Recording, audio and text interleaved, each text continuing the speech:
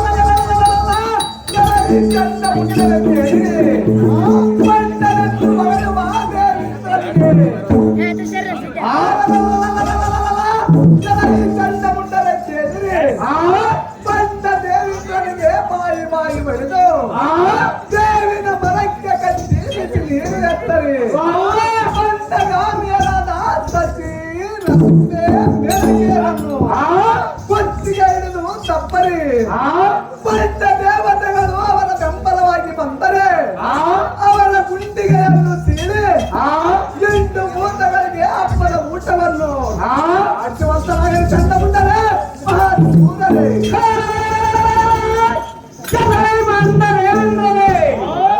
ಈ ಚಾಲವು ಈ ಕಾಲಗಳಲ್ಲಿ ನಮ್ಮ ಸುಮ್ಮಸೂರನ ಅಪ್ಪಣೆಯಾಗಿರುವುದು. ಸುಮ್ಮನೆ ಬರ್ತೀವೋ ಇಲ್ಲ ಹೇಳು, ಇಲ್ಲದಿದ್ದರೆ ಕೋಯಿ ಕಡಗದಿಂದ ಬುದ್ಧಿ ನಿನ್ನ ಪ್ರಾಣವನ್ನು ತೆಗೆದು ಬಿಡುವುದಲ್ಲ ಸುರಪತಿ. ನಿನ್ನ ಗತಿ ಇಲ್ಲಿಗೆ ಪ್ರಾಣ ಸಂಕಟ ಎಂಬಂತಾಗಿದೆ.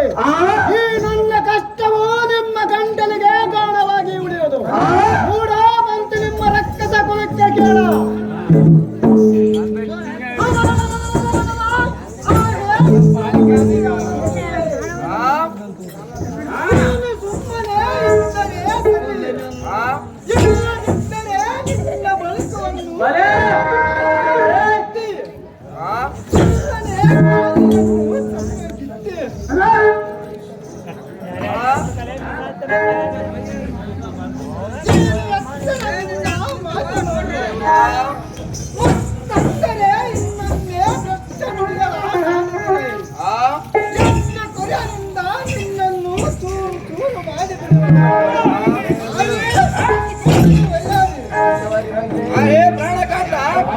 ಈ ದೈತ್ಯರು ಬಂದು ನಮ್ಮ ಮರ್ಯಾದೆಯನ್ನು ಕಳೆದು ಹುಡುಗೋಲಿನಿಂದ ಕೊರಳು ಕೊಯ್ಯುವುದನ್ನು ನೋಡಿ ಸುಮ್ಮನಿದ್ದರೆ ನಮ್ಮನ್ನು ಯಾರು ಕೇಳಬೇಕು?